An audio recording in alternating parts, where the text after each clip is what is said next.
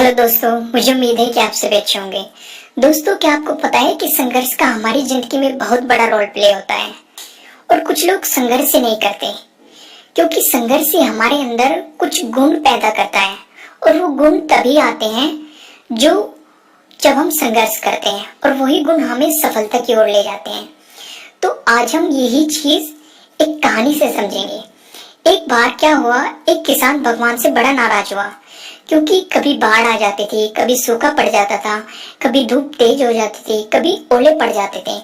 तो कोई ना कोई कारण हर बार होता था और उन्हीं कारणों की वजह से उस किसान की थोड़ी फसल खराब हो जाती थी। तो एक दिन वो बड़ा तंग हुआ, तो उसने भगवान से कहा, देखिए प्रभु, आप भगवान हैं, लेकिन लगता है आपको खेती की कोई नॉलेज ही नहीं है। मैं आपसे एक प्रार्थना करना चाहता हूँ कि मुझे 1 साल का मौका दीजिए और इस साल के अंदर जैसा मैं मौसम चाहूँ वैसा हो जाए। फिर आप देखना कि मैं कैसी फसल खड़ी करता हूँ, आप देखते रह जाएंगे।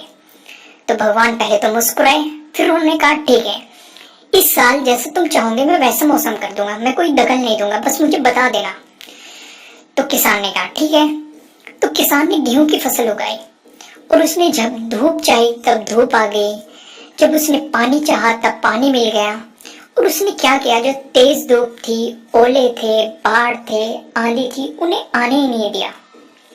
समय के साथ साथ उसकी फसल बढ़ती जा रही थी और किसान की खुशी भी बढ़ती जा रही थी क्योंकि फसल बहुत अच्छी थी, हरी भरी लहरा रही थी, मतलब ऊंची खड़ी थी।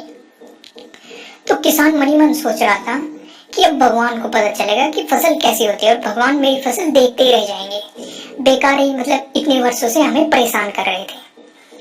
तो वो वक्त आ गया जिसका भगवान इंतजार कर रहा था क्योंकि ये फसल काटने का समय था और किसान बड़ा गर्व महसूस कर रहा था और वो बड़े गर्व के साथ फसल काटने गया। लेकिन जैसे ही फसल काटने लगा, एकदम से दुख के साथ छाती पे हाथ रख के बैठ गया और उसने कहा कि भगवान, ये क्या हो गया, क्योंकि गेहूं के अंदर गेहूं की जो बाली होती है उनके अंदर गेहूं ही नहीं थे। बाली जो होती है जिसके अंदर गेहूं बनता है, तो कोई गेहूं ही नहीं था, सारी बाली अंदर से खाली थी। तो किसान बड़ा दुखी हुआ, उसने भगवान से पूछा कि भगवान, ये क्या हुआ। तब भगवान बोले, ये तो होना ही था, तुमने जो पौधे थे उन्हें संघर्ष ही नहीं करने दिया, उन्हें संघर्ष करने का मौका ही नहीं दिया, न तो उन्हें तेज धूप में तपने दिया, न आंधी ओलों से उन्हें जूझने दिया, न उनको किसी प्रकार की, मतलब जो चुनौती थी उनका एहसास होने दिया तुमने।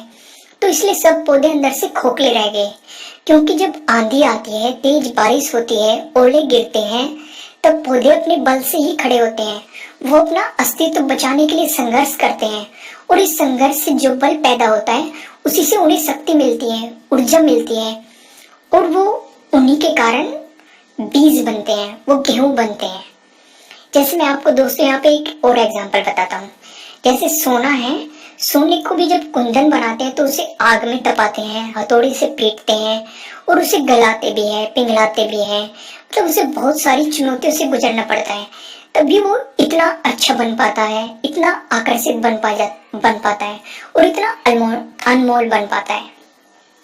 तो दोस्तों, उसी तरह हमारी जिंदगी भी है। अगर हमारी जिंदगी में संघर्ष ना हो, चुनौतियां ना हो, तो आदमी भी उसी बीज की तरह खोखला रह जाता है अंदर से। उसके अंदर कोई गुण ही नहीं आ पाता क्योंकि उसने किसी भी संघर्ष का सामना नहीं किया और ना ही इंसान को सफलता के रास्ते मिल पाते, उसे, मतलब ना ही वो प्रतिभाशाली बन पाता। तो दोस्तों, आपकी लाइफ में कोई भी चुनौती आती है तो उसे हंसी हंसी स्वीकार कीजिए क्योंकि वो आपको कुछ सिखाने वाली है, आपके लिए सफलता के दरवाजे खोलने वाली है। अगर आपने उस चुनौती का सामना नहीं किया तो आप अंदर से खोखले रह जाएंगे और जिंदगी भर, मतलब आपके अंदर कोई प्रतिभा नहीं आएगी।